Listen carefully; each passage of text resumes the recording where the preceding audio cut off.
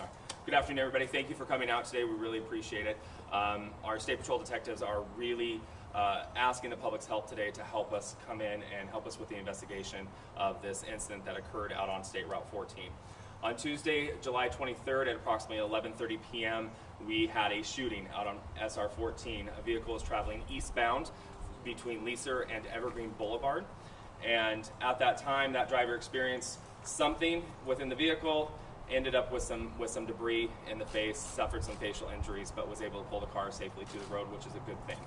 Our troopers responded, and throughout the investigation, or through the investigation of the incident, we've determined that there may be something a little bit different with this one, and it wasn't a piece of debris that maybe flew up from the road, such as a rock, piece of tire, something. Troopers were honing in on that, called our detectives, and we started investigating this as a potential shooting on Wednesday. As the case goes on through the investigation, we were able to call the Washington State Patrol Crime Laboratory and have them do some forensic analysis of the vehicle, and that was completed on Friday, which it was confirmed that we did have an actual bullet that struck the vehicle that was traveling eastbound on 14. Currently at this time, detectives are asking for folks' help. If you saw something or know something about this incident, we're encouraging you to please call in and help us solve this crime. Today I have Stephen Greenwood, a forensic scientist with the Washington State Patrol Crime Lab, and I'll bring him up now.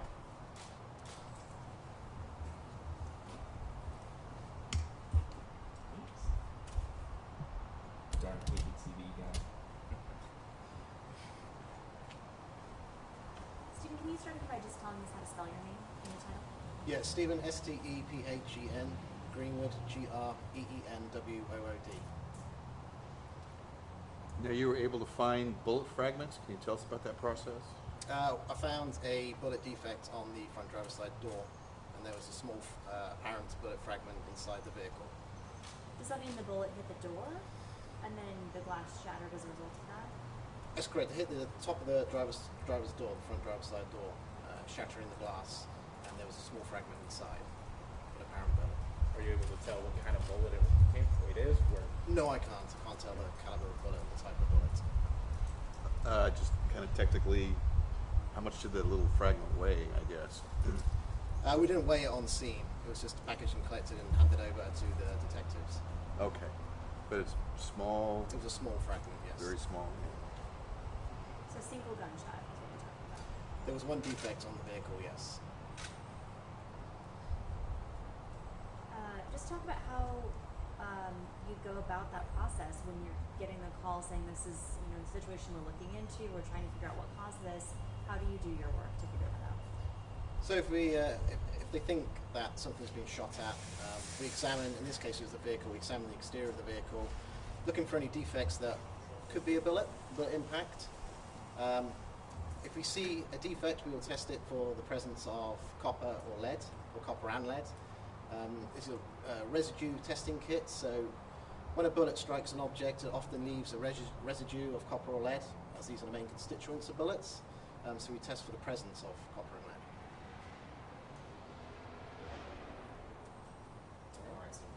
Thanks. Good. All right, so also today we have our victim in this case, Mrs. Sweeten, who has been kind enough to show up today and kind of tell her side of the story a little bit. Again, it's important to remember that this is an ongoing investigation, and we are following up on a few leads that we have and going through the process of that investigation to try to determine exactly where this potential bullet came from. And so we are working through that, just so you're aware of that. So Ms. Sweeten, I'll have you step forward for me here. Can you just kind of take us through from the beginning? Who was driving down SR-14 and what happens next? Yeah, I was just driving. It was nighttime out. There wasn't really anyone around me, any cars in front or behind me or next to me. All of a sudden I just heard a really loud noise just coming from my left. It was so loud I thought the airbag had actually gone off. It was just a really loud boom noise. And then, yeah, I just felt the glass kind of hit my face. Thankfully I was able to pull over to the side okay. I noticed the blood dripping down, so at that point I called my husband first just to tell him I was going to call 911, and then called 911 and they took me to the local hospital there. I was really lucky, so really just superficial, like lacerations to the face. I did get some glass and some superficial lacerations to my left eye, but I've been to an eye specialist and they checked everything out, and I'm not gonna have any like long-lasting damages. Everything's gonna heal up okay. So I was really lucky. And then you get the word from them that they figured out what that noise was. Yeah, I think I had just assumed it was like debris or something. I didn't even cross my mind like when I was pulled over or anything like that. I just thought something had hit the glass. So I didn't really hit me until like Friday, and then I saw the mark on the car, and it was just how close it was, and it was scary for sure. Where were you going that night? Yeah, I was going home. I had seen a play in Portland, so I was coming back and just going home. Yeah. Name of the play? Wicked. What's the last week been like for you? It's been really crazy. Just been trying to heal up. Yesterday was the first time I drove since it happened. It's been, even if rationally like, hey, the odds of this happening again are like none, just your brain associates it, and it's just, you get anxious for sure. Took you a while to get behind the wheel. Yeah, yesterday was the first day. I've been lucky. My friends and family have been willing to chauffeur me around, so that's been nice. And now that you've had a few days to process this, you know that somebody shot at your car, accidentally or not. We don't know who, we don't know what happened. Yeah. What has been going through your mind with all that? I hope it was just a case of someone improperly shooting in their yard or something, just wrong place, wrong time kind of a thing. I've been trying not to think about it too much. If it was really something like nefarious as far as someone intentionally just shooting at random cars, it's hard for me to say, but I haven't been really on that wave 14 yet, so. How long were you in the hospital? And was it Peace Health Southwest? It was Peace Health Southwest, yeah. I was there like a few hours, so they cleaned the glass out of my eye, just made sure I didn't need any stitches or anything, and then at that point let me go, and I had to follow up with regular doctors after that. So. Do you live in Vancouver, and would you mind sharing your age? I'm 27, and yeah, I do live in Vancouver. Yeah. What kind of car? It was a 2018 Subaru Impreza. Brand new. Yeah, I felt bad. It was my husband's car. I don't normally drive it, but I took it out that night. So he's been fine, but I felt pretty bad about it. and you've already answered this, asked in a slightly different way. What does it mean to you personally to be randomly shot at as you drive down the road? I mean, it's definitely scary. I've lived in Vancouver most of my life. I really feel like overall it's a pretty safe place to live. Like, I've never had anything like this happen before. I mean, even remotely. So, I mean, it's definitely scary to think that it can happen. I mean, I'd like to think it was just a one-off thing, and, to have it happen in your backyard is pretty startling for sure. How close to your head was it? It was pretty close. I mean, I'd say probably like here on the door, so inches, yeah. So to make sure I understand, so it hit the top of the door frame above the window? Is that what you're talking about? Yeah, it hit the door shell on the top by the roof rail. And there wasn't a hole. I don't think it went through or anything. The bullet fragments. It was the glass. The glass shattered. So everything I think that hit my face was just glass, and then like rubber from the weather stripping, and that kind of a thing. The pictures that are on your Facebook page, do we have permission to use those? Can we grab those and Yeah. save those? Yeah, that should be fine. Yep. Okay. So all we know is you're heading eastbound. It came from the northbound side of SR-14 between those two exits. Anything more specific about who we're looking for or what happened? No, I mean, it was just as much of a surprise to me, I think, as anyone. I didn't see anything, hear anything. I mean, I was just driving, and next thing I knew, it just boom. So, I mean, I wish, I could have seen something, but there literally wasn't any cars around me, nothing. So, it's a, shot in the dark, quite literally. Was it dark? I'm sorry, I can't remember if they said what time it was. Was it dark? You said it was at night. Was it like 10? It was around 11, so yeah, it was dark. Yeah, after an evening performance. Yeah, exactly. And this was going eastbound, correct? Yeah, eastbound. Whereabouts? Between the Lizer and Ellsworth exits. Is there anything else that you want to make sure people know that we haven't asked you about?